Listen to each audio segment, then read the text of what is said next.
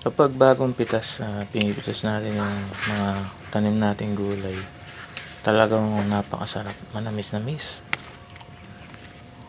At saka ito po mga pinipitas ko, ilalaga ko lang dahil sa mga may kolesterol, laga-laga lang po ang kinakain.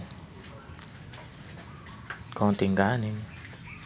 Ito naman yung mga fresh natin talong, tingnan nyo naman. Ito po ay kasama rin sa ilalaga. Stay healthy. Fresh na fresh. Kaya naman itong halaman natin, ni isang spray, hindi pa po natin na-spray yan. Yan po ay organic. Papanatili natin ang ganda ng halaman.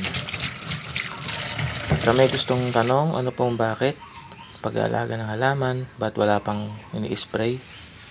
Ito po ay mix organic po ang gamit. Nilagang talbos, sariwang-sariwa, wala pong sira ng mga ating mga insekto. Fresh na fresh. Ayan, sasalang ko na po ito sa kawali. Ayun, wala, luto na ang ating ulam.